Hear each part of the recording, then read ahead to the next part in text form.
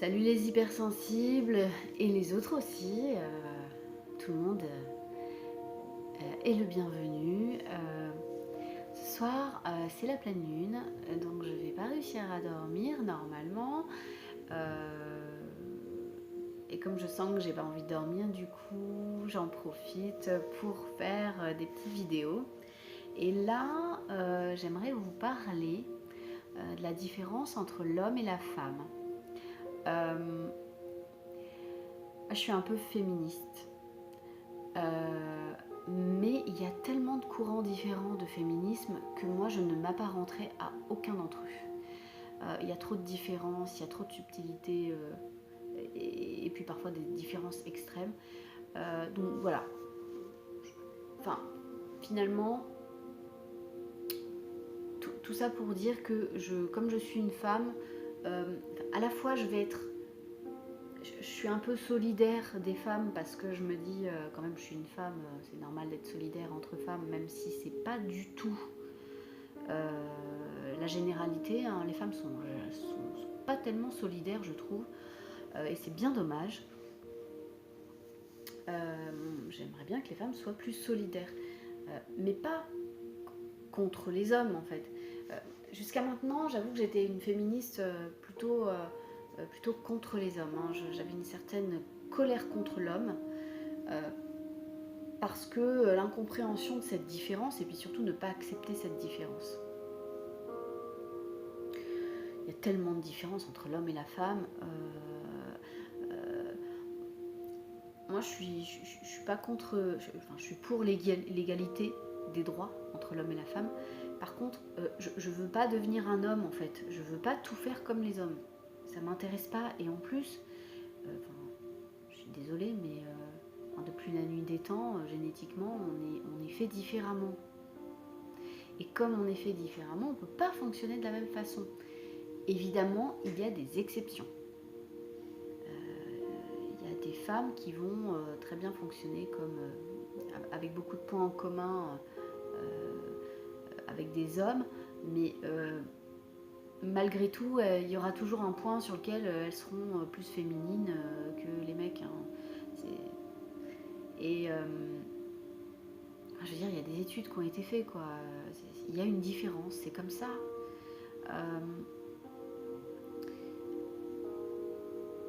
J'étais assez contente de cette différence étant plus jeune. Et puis, en vieillissant, je suis devenue assez mécontente de l'homme, du fonctionnement de l'homme. Bien sûr, j'ai eu des déceptions amoureuses, j'en ai eu pas mal, mais comme j'ai beaucoup d'estime de moi, ça s'est jamais trop mal passé. Il y en a eu. C'est toujours difficile une séparation quand on est hypersensible parce que on déteste faire mal à l'autre. Moi, j'ai toujours eu l'envie de quitter l'autre. Malheureusement,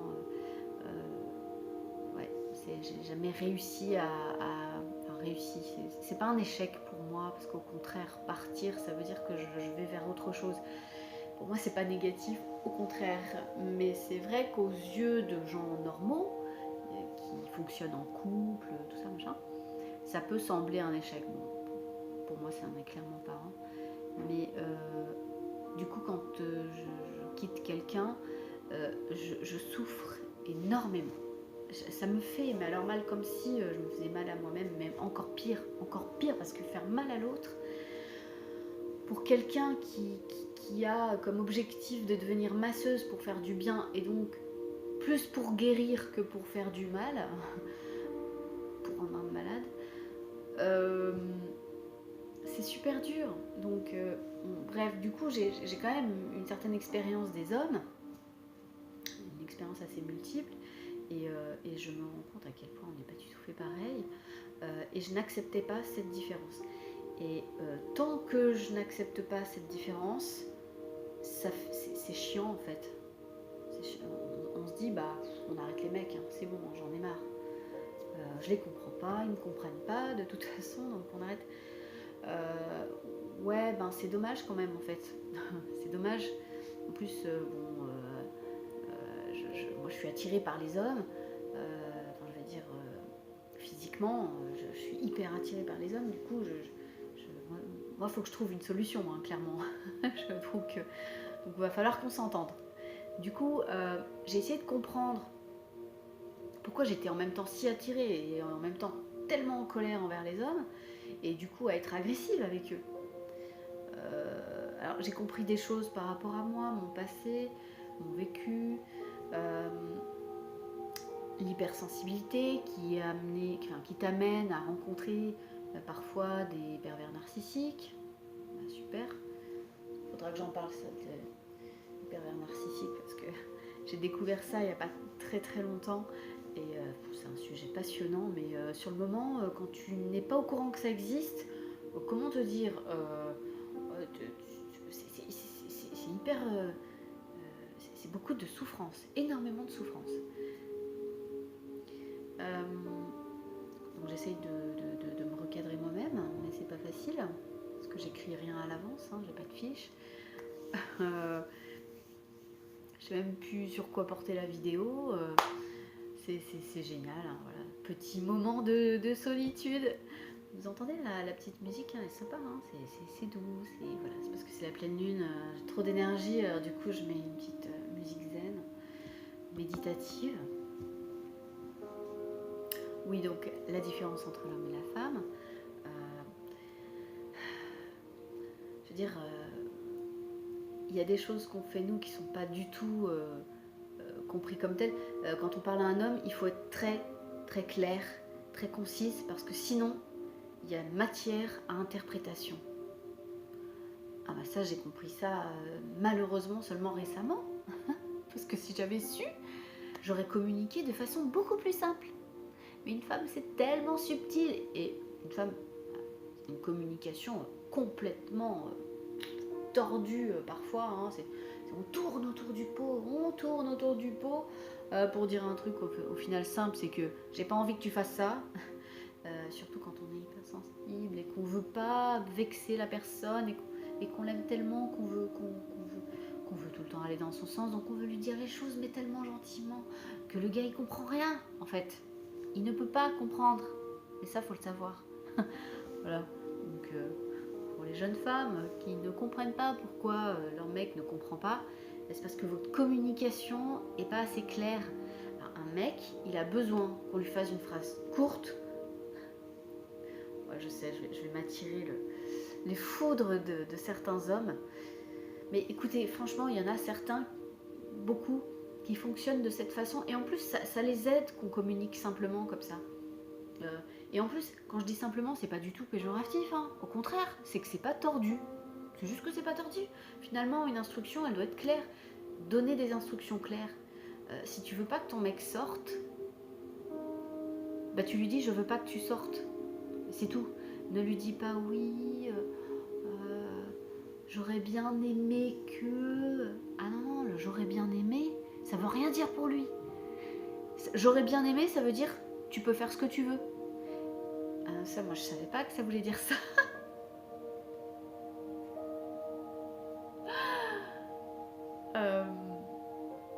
En fait, il faut vraiment utiliser une phrase courte pour dire quelque chose vraiment...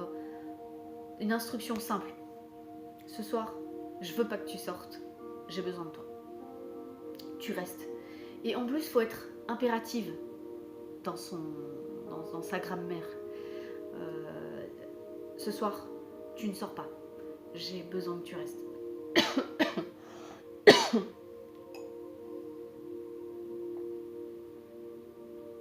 Excusez-moi, je suis un petit peu malade, je tousse un petit peu du coup. Quand je parle trop, j'ai besoin de boire un peu. Je vois pas pourquoi je m'excuse d'ailleurs. C'est bon quoi. On est des êtres humains. Hein. Du coup, voilà, il y a vraiment des différences entre l'homme et la femme qui, si elles ne sont pas prises en compte, avec le couple il peut pas marcher. Hein. Moi j'ai des copines, je les admire, elles ont ça, c'est inné en elles, hein, et c'est pas toutes les femmes, hein, clairement. C'est inné en elles, c'est qu'elles donnent des ordres en fait. Et alors, qu'est-ce que c'est confortable pour le gars? Parce que du coup, il sait exactement ce qu'elle pense et ce qu'elle veut. Et du coup, soit il discute avec elle pour essayer de négocier, mais au moins les choses sont claires. Elle a dit vraiment ce qu'elle voulait. Donc le gars, il sait comment il doit agir. C'est-à-dire, soit je la contrarie, je fais pas ce qu'elle me dit, on en discute éventuellement. Pour un couple qui est très à l'écoute, et là c'est merveilleux. Je connais pas... ça existe bien sûr, mais il y a quand même des couples qui sont pas très harmonieux. Il y a des mecs quand même qui sont pas du tout à l'écoute. Pour une fille qui a pas très confiance en elle, pardon, c'est pas très correct, mais pour une fille qui a pas tellement confiance en elle, le gars il va faire ce qu'il veut en fait. Donc il faut avoir confiance dans ses paroles, hein. Il faut dire ah bah non, mais si tu sors ce soir avec tes copains alors que j'ai vraiment besoin que tu sois là pour moi, mon gars, c'est niette quoi. Et moi je sais qu'auparavant j'ai manqué de cette communication tranchée. J'arrivais pas à exiger des choses claires. Le message en lui-même, je savais ce que je voulais moi clairement. Par contre, je n'arrivais pas à le verbaliser de façon suffisamment tranchée. Ce qui fait que le gars il était complètement paumé en fait. En gros je lui disais fais ce que tu veux, mais si tu veux me faire plaisir, mais bon t'es pas obligé. Hein. Alors qu'au fond de moi je crevais d'envie que il reste quoi. Bon, c'est un exemple comme ça, mais bon. Après, maintenant j'ai compris qu'aujourd'hui voilà il faut faire comme ça. Bon, c'était juste pour dire que je suis féministe, mais je ne suis pas contre les hommes, bien au contraire. Donc j'ai changé en fait de point de vue, c'est que pour moi les hommes sont vraiment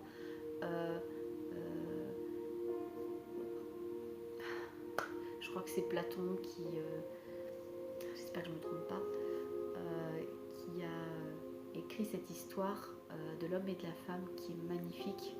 Il faut absolument que je me la procure pour la lire, où il explique le mythe de l'homme et de la femme, pourquoi l'homme et la femme ont été créés. En fait, ça vient du fait que l'homme et la femme étaient un être entier au départ. Ils avaient... C'est vraiment extraordinaire cette histoire, ça m'a beaucoup touchée. Ils avaient... ces êtres qui étaient uniques, des êtres complets, avaient 4 bras, 4 jambes et 2 têtes. Comme ces êtres ont fait des bêtises, les dieux se sont fâchés et pour les punir, les ont séparés en deux. Ce qui a créé d'un côté l'homme et de l'autre la femme. Et c'est pour ça qu'aujourd'hui, ils ne cesseront toute leur vie de rechercher leur moitié pour ne reconstituer qu'un seul être. Je trouve ça vraiment magnifique. Effectivement, ça illustre bien la complémentarité. Mais ce que je voudrais dire aujourd'hui aux femmes, c'est que cette complémentarité, elle doit être dans les compétences. Pas dans le besoin d'amour de soi. L'estime de soi, elle doit d'abord être là. Et après, vouloir que son autre moitié le complète, c'est génial. Ou même s'il ne le complète pas, mais lui apporte quelque chose, c'est génial. Mais il ne faut pas que ce soit choisir sa moitié parce qu'elle vient remplir un vide intérieur par manque d'estime de soi et de confiance. Ça, c'est une erreur et parce que du coup, ça fait pas des couples équilibrés et c'est vraiment dommage, quoi. Voilà, c'était le petit mot de la fin. J'espère que cette vidéo vous a plu. Je vous fais plein de bisous, je vous souhaite une très bonne soirée.